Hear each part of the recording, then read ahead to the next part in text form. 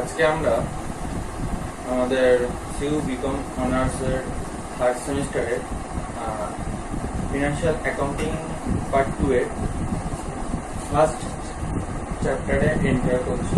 এর নাম হচ্ছে হায়ার পারচেস।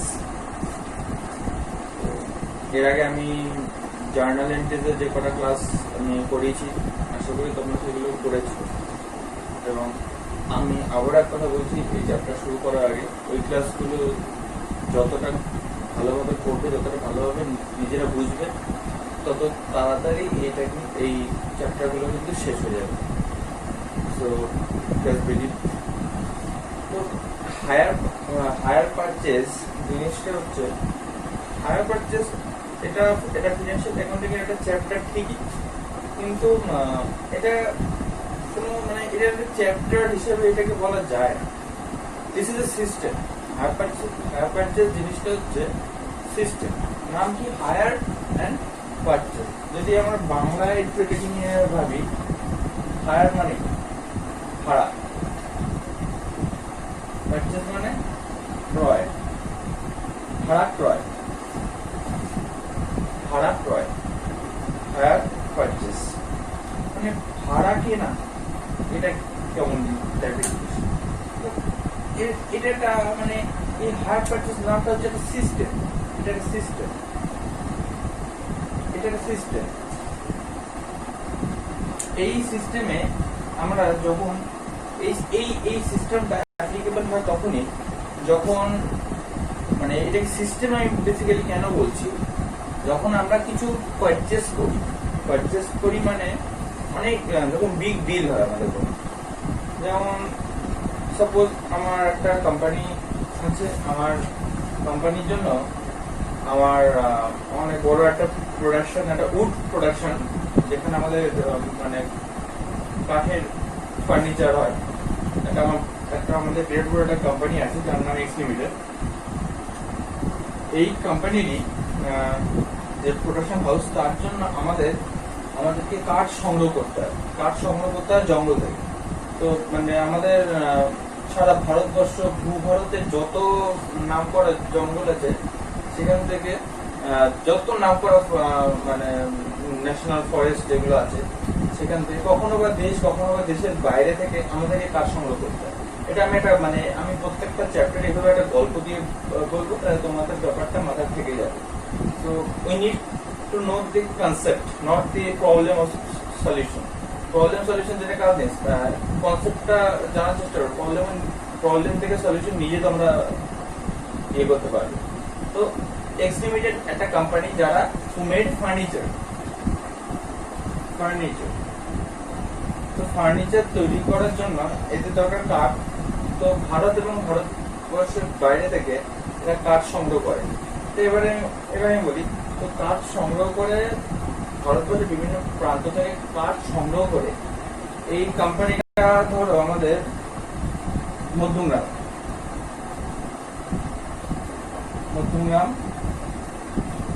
তো মধ্যমগ্রামে সারা ভারতবর্ষে কাঠ সংগ্রহ করে আনার জন্য এক্স লিমিটেড কোম্পানি 100 খানা ট্রাক কিনবে। 100টা ট্রাক কেনা তো মুখের কথা না। 100টা ট্রাক কিনে আমরা ভারতবর্ষের বিভিন্ন প্রান্তে আমরা ব্যাপারটা ছড়িয়ে দেবো। বিভিন্ন প্রান্ত আমি এর মধ্যে থেকে 10খানা ট্রাক রাখবো পশ্চিমবঙ্গে, 20টা ট্রাক পাঠাবো মুম্বাইতে, মহারাষ্ট্রে, কিছু ট্রাক পাঠাবো উত্তরপ্রদেশে। এইভাবে আমি সেগমেন্ট করে দেবো আলাদা করে। তো 100টা ট্রাক আমাদের কোম্পানি কিনেছে এক্স লিমিটেড। এইবারে একটা কথা বলি, একটা ট্রাকের দাম এখন আমি ট্রাকের ব্যাপারটা জানি না, ট্রাক কেমন, যদিও একটা ভলভো বাস তৈরি করতে লেগে যায় প্রায় 1 কোটি টাকা, 1 কোটির থেকেও বেশি, প্রায় 1.5 কোটি টাকা। রোড পারমিট করে নতুন রাস্তাটা, নতুন বাস, একটা ভলভো হচ্ছে আমাদের মোস্ট লাক্সারিয়াস বাস। তো তাদের একটা বাস রাস্তায় ভলভো কোম্পানির একটা বাস কিনে রাস্তায় নামাতে নামাতে কিন্তু খরচ পড়ে যায় 1.5 crore। আমি ধরছি ট্রাকের খরচ তার থেকে একটু কম, ট্রাক 70 লাখ। 70 লাখ হচ্ছে একটা ট্রাককে রাস্তা নামাতে আমার 70 লাখের মতো খরচ আছে। রাস্তায় নামাতে নাও আমি আমার কিনে মধ্যমগ্রামে নিয়ে আসতে আমার মোটামুটি একটা ট্রাকের জন্য 70 লাখ খরচ হয়। সেখানে 100টা ট্রাক, মানে 100 into 70, 700 লাখ। 700 লাখ নাকি 7000 লাখ, 7000 লাখ মানে এই হচ্ছে টোটাল সংখ্যাটা, একটা হিউজ অ্যামাউন্ট। তো এই 700 লাখ এই টাকাটা এক্স লিমিটেড যখন এই 100টা ট্রাক কিনবে, ধরো কার কাছ থেকে কিনলো, টাটা মোটরস থেকে কিনলো। আমাদের ইন্ডিয়ার মধ্যে সব থেকে ভালো গাড়ি বানায় এরা, টাটা মোটরস। তো টাটা মোটরস থেকে আমরা কিনলাম 100টা ট্রাক। এবারে এই 100টা ট্রাকের এই টাকাটা কোনোদিন এক্স লিমিটেড একবারে পেমেন্ট করতে পারবে না, বা পারলেও চাইবে না। কারণ 100টা ট্রাকের এই হিউজ পরিমাণ অ্যামাউন্টটা আমি তো এইভাবে তো আমি পেমেন্ট করে দিতে পারি না। যে আজকে আমি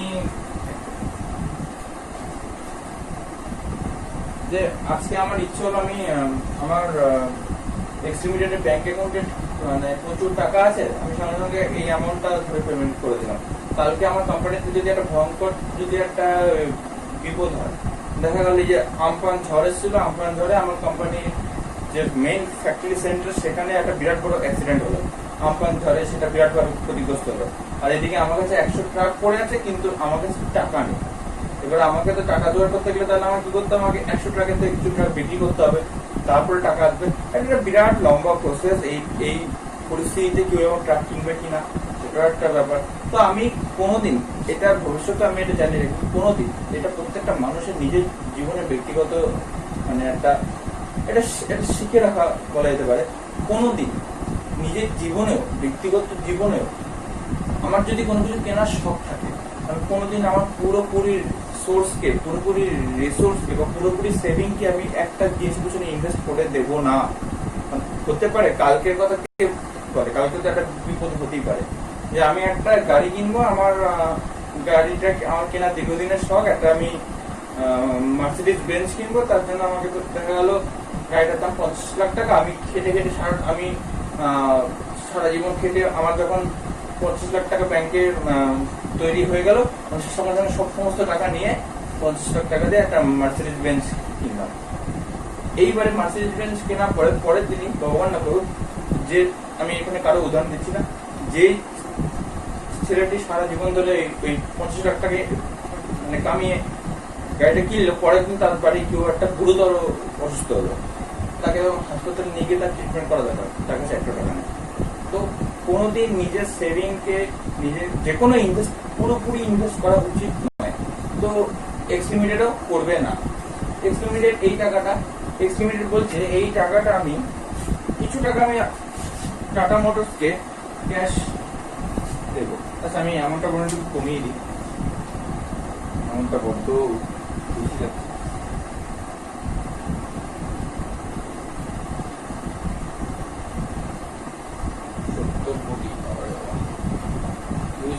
ঠিক আছে, 70 কোটি না, 70 কোটি থাকুক, জানি 0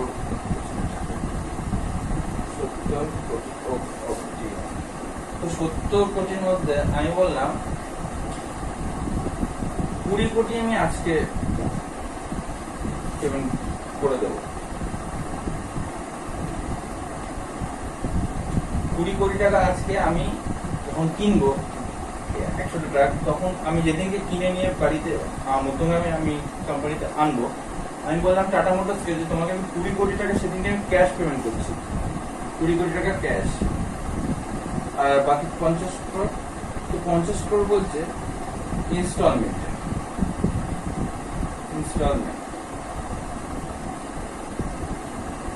এই 50 crore পেমেন্ট করবো ইনস্টলমেন্ট। তোমরা নিশ্চয়ই এটুকু জানো যে ইনস্টলমেন্ট কিন্তু আমি যদি যে কোনো জিনিস কিনে, যদি আমি ক্যাশ মানে যেদিনকে আমি জিনিসটা কিনছি আর যেদিন আমি জিনিসটা ডেলিভারি নিচ্ছি, আমি যদি সেদিন যদি ক্যাশ পেমেন্ট করি সেটাকে বলে ক্যাশ অন ডেলিভারি। তো ইনস্টলমেন্ট কিন্তু তা নয়। এখানে 50 crore ইনস্টলমেন্ট আমাকে টাটা মোটরস বললো, ঠিক আছে তুমি 20 কোটি টাকা তো আজকে পেমেন্ট করে দিবে, কিন্তু বাকি 50 কোটি টাকা তুমি কি করে পেমেন্ট করবে? এক্স লিমিটেড বললো দেখো 50 কোটি টাকা পেমেন্ট করা মুখের কথা নয়, তোমাকে সদ্য 20 কোটি টাকা আমার ব্যাংকে ছিল তাই তোমাকে আমি বার করে দিয়ে দিলাম। তাহলে এই 50 কোটি টাকা কিন্তু আমি এমন না যে পরের মাসেই তোমাকে আবার পেমেন্ট করতে পারবো। আমি কিন্তু এই বছর এখন এই বছর ছেড়ে দাও 25 কোটি টাকা ইউজ, আমি বলবো যে আমি নেক্সট 1 বছর কিছু পেমেন্ট করবো না আমি। তারপর ধরো এই 20 কোটি টাকা আমি এটা কিনেছি 1/1/2020-তে, আমি বলবো যে আমি নেক্সট 1 বছর আমি কোনো টাকা তোমাকে আর দেবো না। 1 বছর পর তোমাকে আমি 50 কোটি টাকা থেকে কিছু টাকা, 50 কোটি টাকা থেকে 20 crore আমি ইনস্টলমেন্ট আমি পেমেন্ট করবো।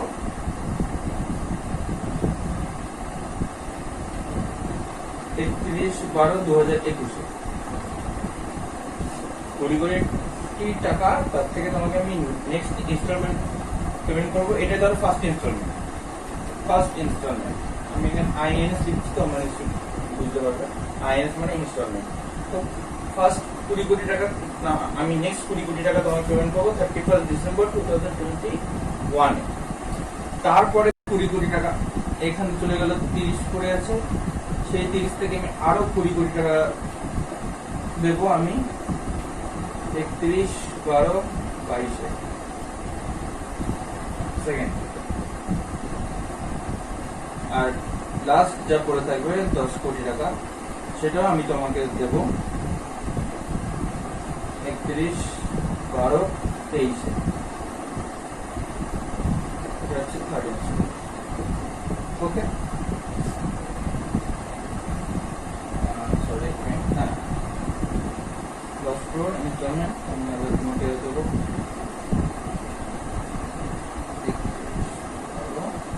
2023। তাহলে আমার ইনস্টলমেন্টের কাজ শেষ। আমার সমস্ত তোমাকে 50 কোটি টাকা আমি তাহলে নেক্সট 3 বছরে পেমেন্ট করব।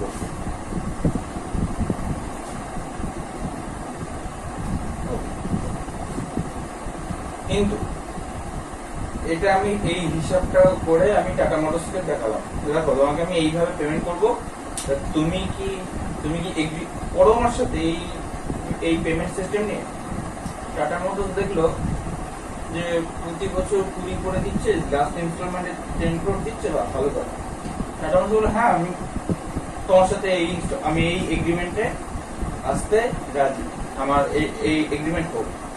কিন্তু তুমি তো ভাই 50 কোটি টাকা কি করে পেমেন্ট করবে সেটা 3টে বছরে দেখিয়ে দিলে। তো 50 কোটি টাকা তুমি যে আমাকে 3 বছরে পেমেন্ট করবে, ইন্টারেস্ট দেবে না? আমার তো ইন্টারেস্ট দরকার আজকে। এবার আমি বলছি কেন ইন্টারেস্ট কিসে? ইনস্টলমেন্ট তোমাকে তোমার 50 কোটি টাকা তোমাকে আজকে 20 কোটি টাকা দিয়ে দিলাম, আজকে বাকি পড়ে দেবো 50 কোটি টাকা, তোমার 50 কোটি টাকা তোমাকে 3 বছরে দিয়ে দিলাম। বলছে না না ওসব কথাবার্তা বললে হবে না। 100টা ট্রাক তুমি যদি আজকে আমার থেকে না নাও, কাল পরশু 1 মাসের মধ্যে আমার 100টা ট্রাক এমনি ক্যাশ অনে বিক্রি হবে, অন ক্যাশে বিক্রি হবে, এমনি বিক্রি হয়ে যাবে। তোমাকে তা আমি ভাবতে হবে না। তোমার সাথে আমার দীর্ঘদিনের পরিচয়, তোমার একটা বড় কোম্পানি আছে এক্স লিমিটেড, এর জন্য তোমাকে আমি একটা ইনস্টলমেন্ট, আমি তোমাকে এর জন্য 100টা ট্রাক তোমাকে আমি দিয়ে দিলাম। কিন্তু এই যে 100টা ট্রাক আমার যে ট্রাকের স্টক থেকে তোমাকে 100টা ট্রাক বার করে দিলাম, আমার কিন্তু এই স্টক আর নেই, আমার স্টক শেষ, আমাকে আরো স্টক কিন্তু করতে হবে। তাহলে আমার তো ট্রাকের ডিমান্ড, টাটা মোটরসের যে ট্রাক তার ডিমান্ড তো সারা ভারতবর্ষ কেন সারা পৃথিবী জুড়ে। তো এশিয়া জুড়ে তার ডিমান্ড আছে। তো আমার তো এক মাসের মধ্যে অন ক্যাশে আমার 100 ট্রাক এমনি বিক্রি হয়, 30 দিনে 100 ট্রাক আমার এমনি বিক্রি হয়। তো আমি কিন্তু তোমাকে শুধুমাত্র তুমি দীর্ঘদিনে পরিচিত বলে তোমাকে আমি 100 ট্রাক এখান থেকে আমি বার করে দিলাম। আমার এই 70 কোটি টাকা আমি কিন্তু এক মাসেই সেটা কামাতে পারি। তুমি আমাকে বললে তুমি 20 কোটি টাকা আজকে দেবে ক্যাশ, 50 কোটি টাকা তুমি বলে 3টে ইনস্টলমেন্টে দেবে, ভালো কথা। কিন্তু আমি যদি 3 বছরে তোমার কাছে ট্রাক বিক্রি করে 70 কোটি টাকা পাই, আবার একদিনে 100টা ট্রাক বিক্রি করে 70 কোটি টাকা পাই, তাহলে আমার 3 বছরে তোমাকে আমার ডিভাইড করে দেওয়ার কি লাভ, কি কারণ? তাহলে তো আমার তাহলে এই 3 বছর ধরে আমার এই 70 কোটি টাকার মধ্যে থেকে 50 কোটি টাকা তোমার কাছে